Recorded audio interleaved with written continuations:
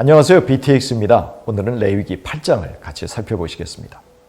8장에서 아론과 그의 아들들의 위임식이 진행됩니다. 이것은 출애굽기 40장에 이미 시행된 내용의 자세한 기록이라고 할 수 있습니다. 모세는 하나님의 명령을 따라서 이 위임식을 거행하고 있습니다.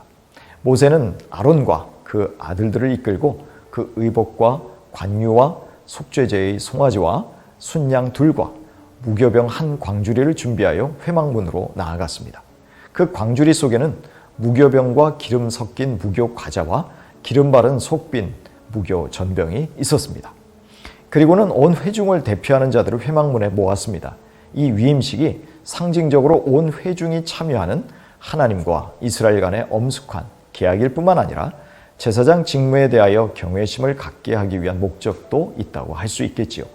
하나님은 계획하고 말씀하신 대로 아론과 그 아들들을 세우십니다.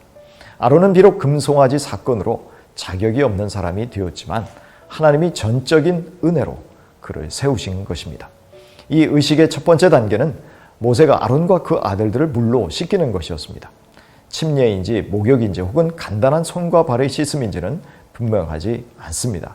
이 의식은 아론과 그 아들들이 죄로부터 정결케 됨을 의미합니다. 즉 하나님을 섬기는 자는 반드시 정결하게 씻어야 한다는 것이죠. 우리 성도들 역시 그리스도의 피로 우리의 모든 죄가 씻겨 정결하게 되어 왕같은 제사장들이 되었음을 알아야 합니다. 두 번째 단계는 모세가 아론과 그 아들들에게 옷을 입히는 의식이었습니다. 이 제사장의 의복은 7부분으로 되어 있습니다. 속옷, 띠, 겉옷, 에봇, 우림과 둠밈을 넣은 흉패, 관에 붙은 금패 등입니다. 7절에서의 속옷은 제사장의 예복을 뜻하지 속바지, 즉 고의에 해당하지 않습니다. 모세는 관유를 가져다가 먼저 성막과 그 안의 성물들의 기름을 부었습니다. 제단에 7번 뿌렸다는 것은 제단의 중요성을 강조하는 것으로 보입니다. 이후에 아론의 머리에 기름을 부어 거룩하게 했습니다. 이는 장차 메시아가 기름 부음 받은 대제사장으로서 사역하게 되실 것을 예표하였습니다.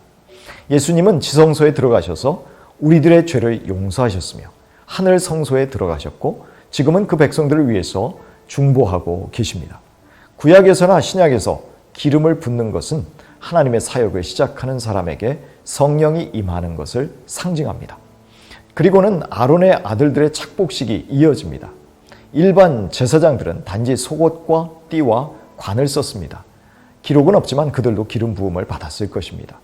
위임식에서 드린 3가지 제사는 다음과 같습니다. 속죄제는 대제사장 자신의 죄를 사함받는 제사로 수송아지가 속죄의 제물이었습니다. 속죄제를 드리는 아론과 그 아들들에게는 고기가 돌아가지 않습니다. 그들이 아직 제사장들이 아니기 때문입니다.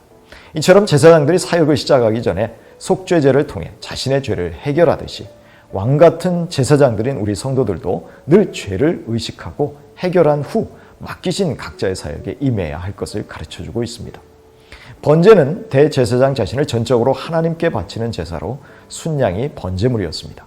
이것은 위임받은 자들이 속죄함을 받고 세상을 향하여는 죽은 자로서 온전히 하나님께 헌신하는 의식이라고 할 수 있습니다. 22절부터 29절은 감사제와 비슷한 위임제라고 할 수 있습니다. 아론과 그 아들들의 귀와 손발에 피를 바른 것은 제사장이 완전히 정결케 되었음을 보여줍니다. 그의 신체 전부를 상징하는 귀와 손과 발의 정결을 통해서 제사장들이 제사의 직무를 감당할 준비가 되었음을 보여줍니다. 제사장의 귀는 항상 하나님의 말씀에 귀를 기울이고 손은 말씀에 근거하여 하나님의 뜻을 행하며 발은 하나님의 길을 걷는 것을 의미합니다. 평소에 제사장의 몫으로 돌아갈 요제의 고기는 모세가 차지하였는데요. 이는 모세가 제사장의 역할을 하기 때문입니다. 30절에 나온 안수식의 마지막 의식은 제물의 피와 거룩한 기름을 아론과 그의 아들들의 옷에 뿌리는 것이었습니다. 즉 제사장의 옷을 성결케 한 것입니다. 아론과 그 아들들은 위임식이 마칠 때까지 위임제 때의 고기와 떡을 먹으면서 7일 동안 회막문을 떠나지 말아야 했습니다.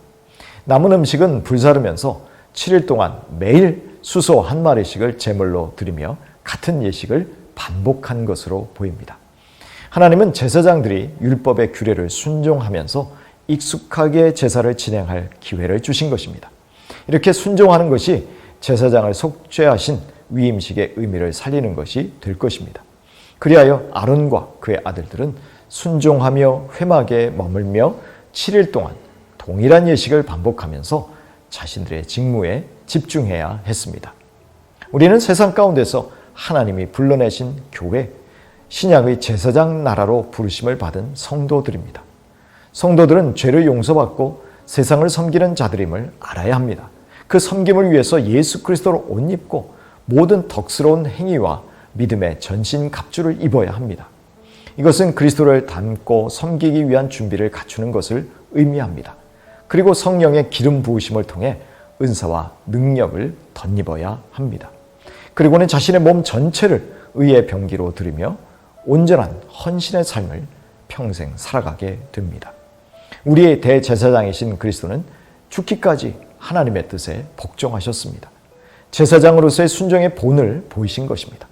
우리 역시 세상에 살면서 순종하는 제사장들임을 잊지 않아야 합니다. 늘 귀를 기울여서 하나님의 말씀을 듣고 분별하여 죄를 멀리해야 합니다. 그리고 손과 발로 순종의 삶을 살아야 합니다. 하나님이 보여주시고 들려주신 길에서 좌우로 치우치지 않고 곧게 걸어가야 합니다.